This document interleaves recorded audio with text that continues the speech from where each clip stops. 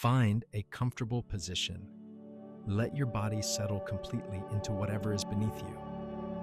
Feel the weight of your shoulders, releasing the weight of your arms, heavy and warm, the weight of your legs, sinking deeper.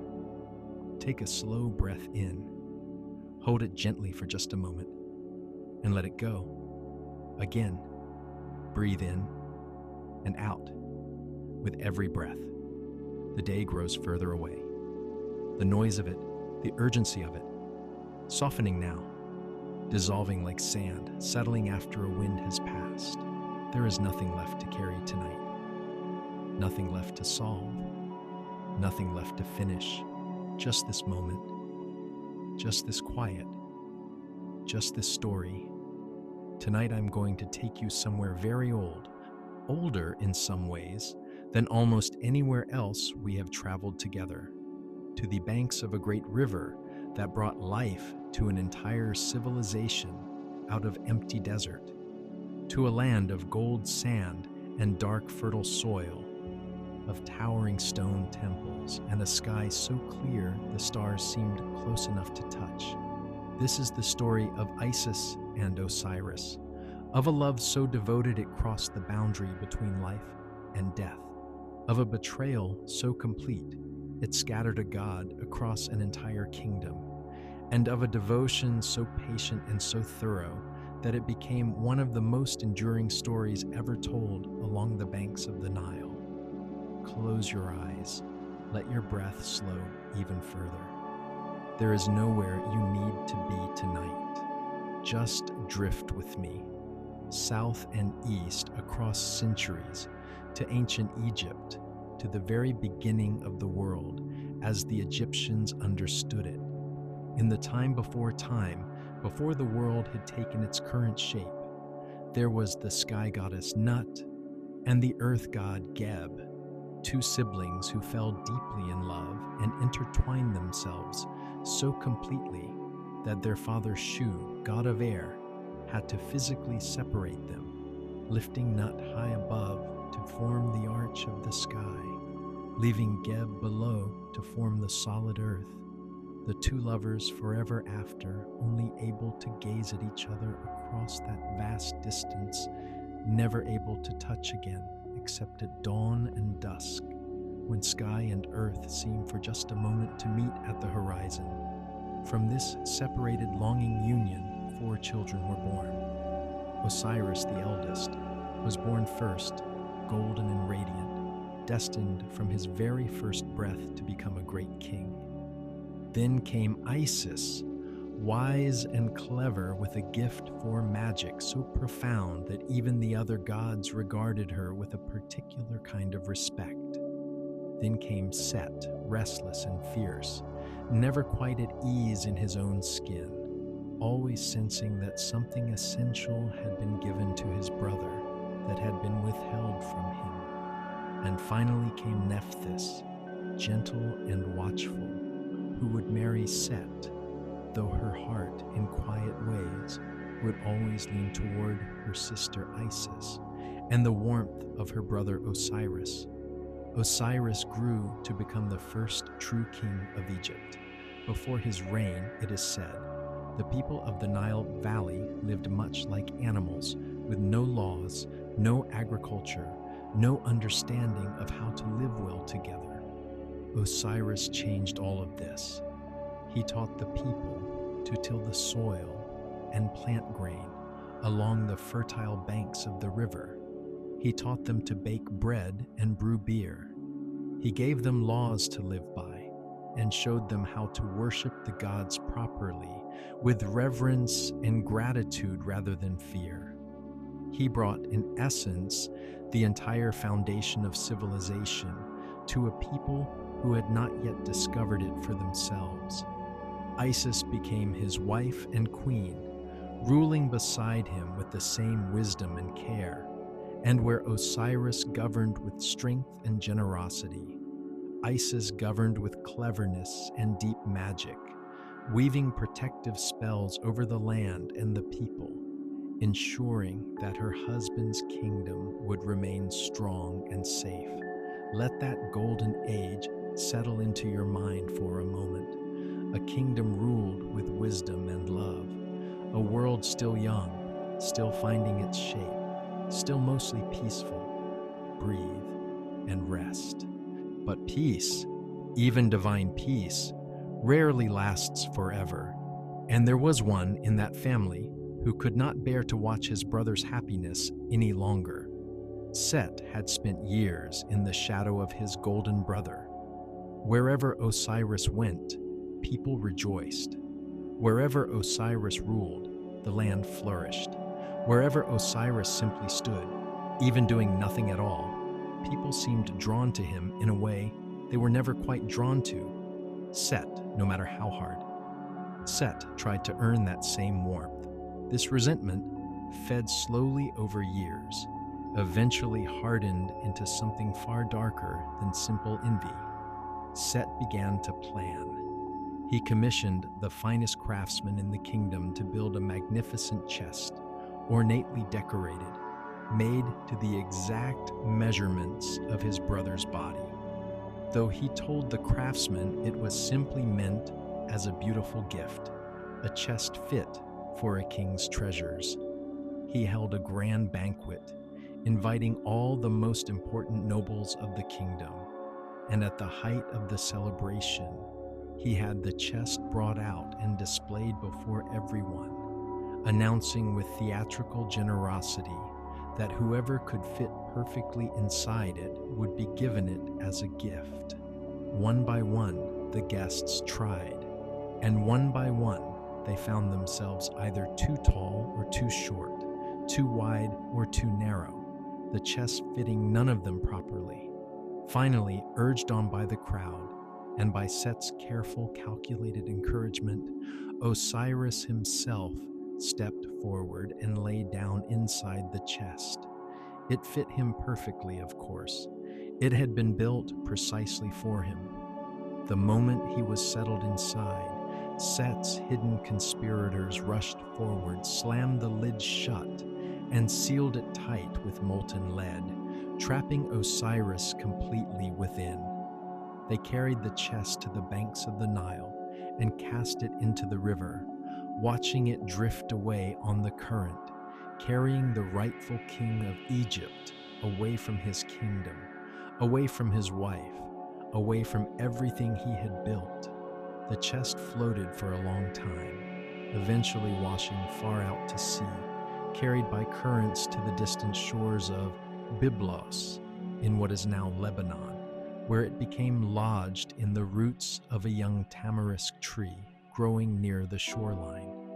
The tree, perhaps sensing the presence of something divine trapped within the chest at its roots, grew with extraordinary speed and size, its trunk eventually completely enclosing the chest within its own wood, hiding Osiris's body deep inside the very structure of the tree itself. The king of that region, admiring the unusually magnificent tree that had grown so quickly near his shore, had it cut down and brought to his palace, where it was fashioned into a great pillar to support the roof of his banquet hall, never knowing that a god lay hidden within the very wood holding up his ceiling. Let that strange stillness settle into you now, the quiet of something precious, hidden within something ordinary, waiting, not lost entirely, simply waiting to be found. Breathe and rest. Back in Egypt, Isis searched for her husband with a determination that has echoed through thousands of years of storytelling. She did not weep helplessly in her palace. She did not simply accept that her husband was gone and move forward with her life. She set out in disguise, traveling the length and breadth of Egypt and beyond, asking everyone she met, in every village and town and city, whether they had seen any sign of a chest carried on the river, any clue as to where her husband's body might have come to rest. She wore the simple clothes of an ordinary woman, hiding her divine nature speaking with mothers and fishermen and children, gathering small fragments of information wherever she could find them. Eventually, her careful searching led her to Byblos, to the palace of that foreign king, where she heard local rumors of an unusually magnificent tree that had been turned into a pillar for the royal banquet hall. Isis felt somehow that this was significant, though she could not yet say exactly why. She found employment in the palace as a nursemaid for the king's young children, taking on the humble disguise without complaint, patient enough to wait and watch and learn whatever she needed to learn.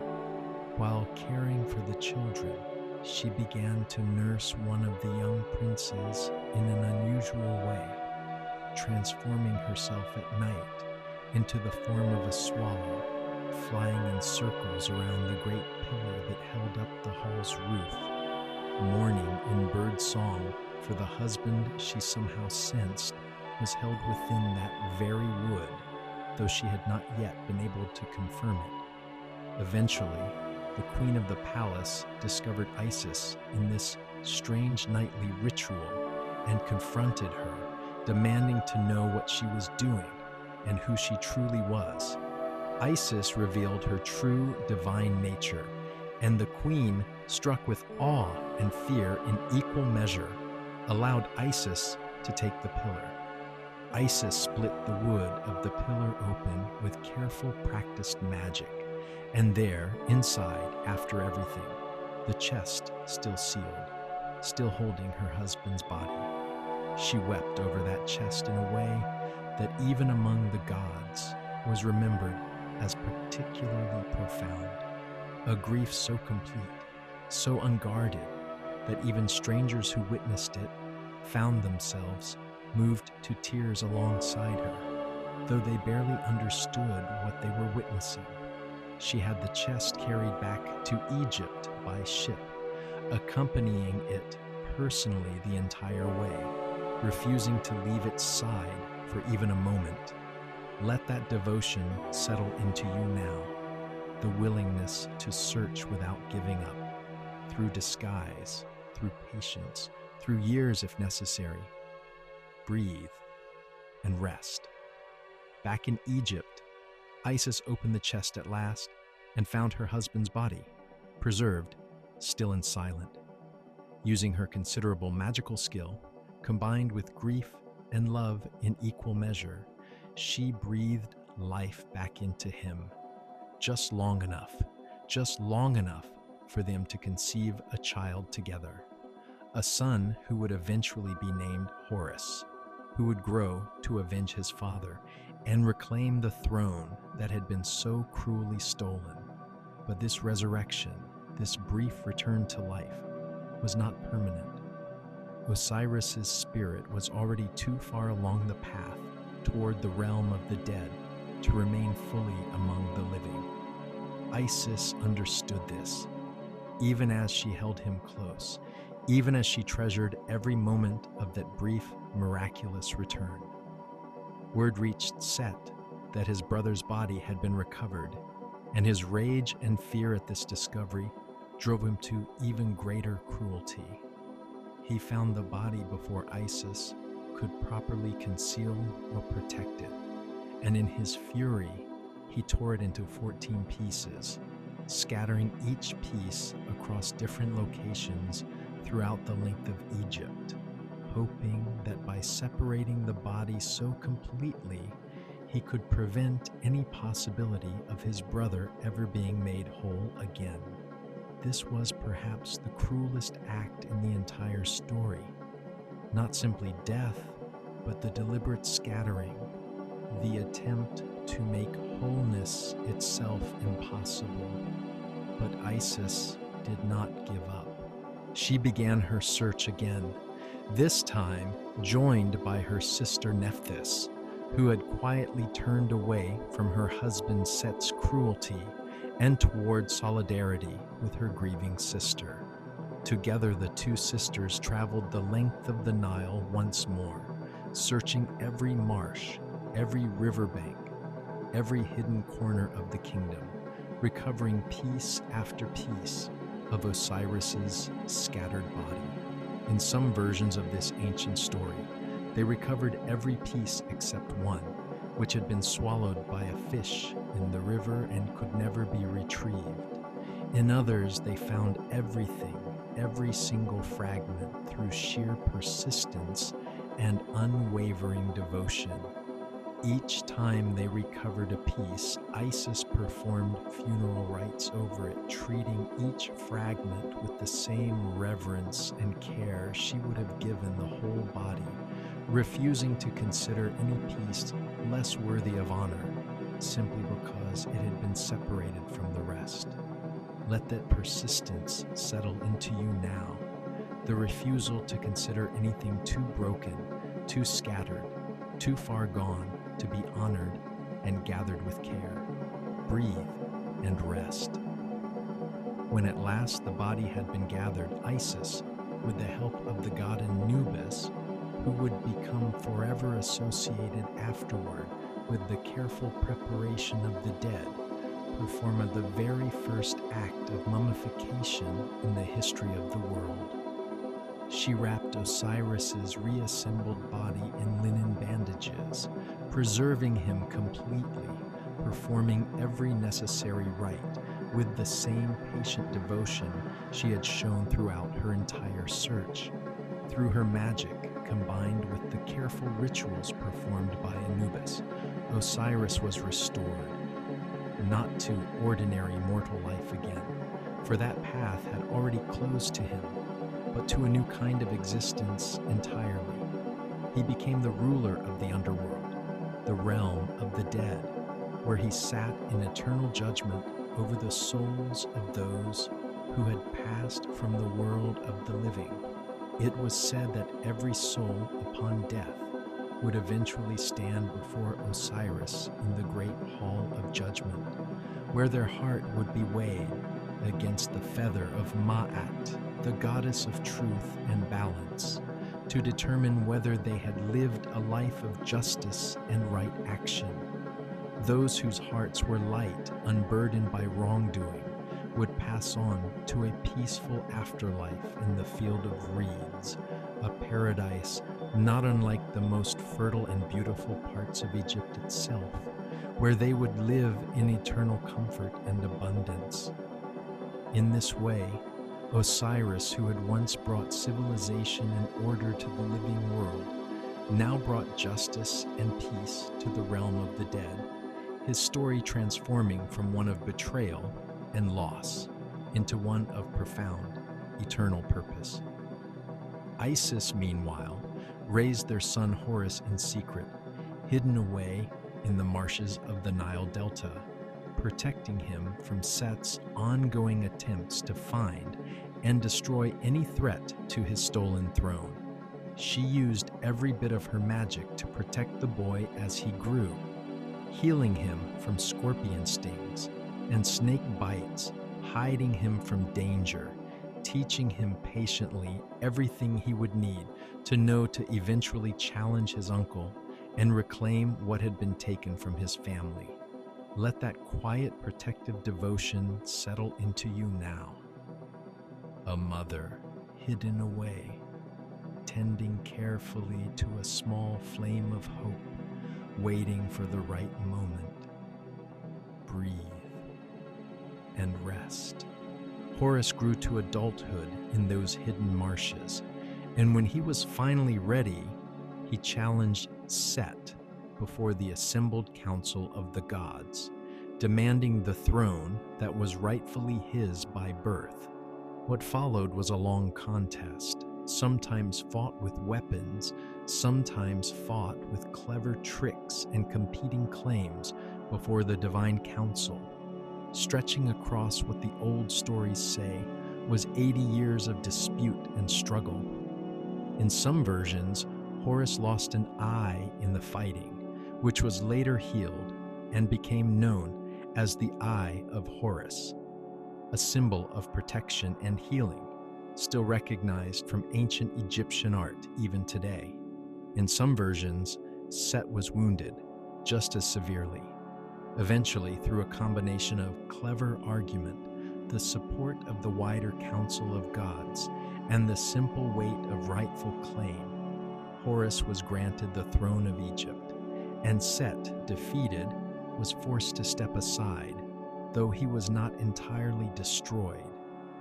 In the old Egyptian understanding, even chaos and disruption had their necessary place in the balance of the world, and so Set remained, relegated now to representing the forces of storm and desert and conflict, no longer ruling, but no longer entirely gone.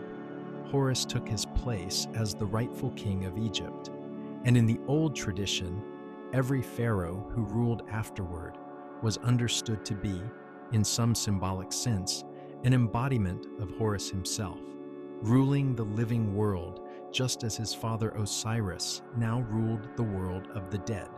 And so the cycle completed itself. Chaos had tried to scatter order entirely, to make wholeness and justice and devotion impossible. But love, patient and persistent, and refusing to give up, even when faced with 14 scattered pieces and an entire kingdom to search, had found a way to restore what had been broken, even if the restoration looked different than what had existed before. This is perhaps the deepest truth held within this ancient story. Loss, even profound loss, even the kind of loss that scatters something we love across an entire landscape, does not have to mean the end of love itself. Isis did not simply mourn and move on. She searched, she gathered, she honored every fragment she found, however small, however seemingly insignificant on its own. And in the gathering, in the patient devoted work of bringing scattered pieces back together, she created something new. Not a perfect restoration of what had been lost, but a different kind of wholeness, one that included death and transformation, and a new purpose neither she nor Osiris could have anticipated when their story began. Let that transformation settle into you now. The understanding that what is broken does not have to stay broken forever. That gathering, slowly, patiently, piece by piece, is its own kind of magic. Breathe and rest. The Nile continued to flood every year, bringing rich black silt to the fields along its banks, and the ancient Egyptians came to associate this annual flooding with the tears of Isis, still mourning, even now, even after everything, for the husband she had loved so completely. Her tears, falling into the great river, brought life and fertility to the land, just as her devotion in life had brought civilization itself to a people who had not yet discovered how to live well together. Temples to Isis spread far beyond Egypt eventually, her worship carried across the ancient Mediterranean world by traders and travelers who found something deeply resonant in her story. A goddess who embodied not distant, untouchable, divine perfection, but profound, persistent, very human devotion.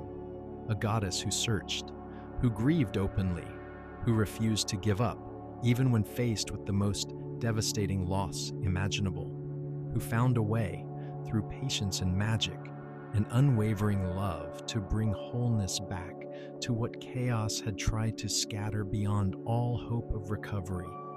And Osiris, ruling now in the quiet halls of the afterlife, weighing hearts against the feather of truth, offering judgment and ultimately peace to every soul that came before him, became in his own transformed way exactly what he had always been, a bringer of order, a foundation upon which an entire understanding of justice and the afterlife could be built. Their son Horus ruled the living world with his falcon eyes, watching over Egypt, his name invoked by every pharaoh who followed him. his protective eye painted on boats and tombs and amulets for thousands of years afterward. The family that chaos had tried to destroy completely had instead become the very foundation of an entire civilization's understanding of life, death, justice, and what comes after. This is how the old story ends, and how, in its own quiet way, it continues even now, in temples still standing along the Nile, in symbols still recognized today, in the deep human understanding that love, when it refuses to give up, when it searches patiently and gathers carefully and honors even the smallest broken pieces, can transform even the most devastating loss into something that endures. And now it is very late. The story is finished. The Nile flows quiet and dark beneath a sky full of ancient stars. Isis rests, her long surge complete, her husband transformed but not lost, her son safely grown into his rightful place. Osiris sits in quiet judgment in the halls of the afterlife, patient and fair, weighing hearts with gentle care. And you, here, in this moment, in this warmth, in this quiet that comes at the end of a long story, you are held the way every scattered thing eventually finds its way back together, given enough patience, enough devotion, enough time. Your body is heavy now. Your breath has slowed. The thoughts that were moving through you earlier tonight have settled now, like silt sinking gently to the bottom of a calm river. There is nothing left to carry, nothing left to search for tonight. Just this slow, steady breath, in and out, in and out. The river flows on, dark and patient, beneath ancient stars. Isis rests. Osiris watches over the quiet halls of the dead with calm, steady judgment. And you rest too, exactly as you are, exactly where you need to be. Good night.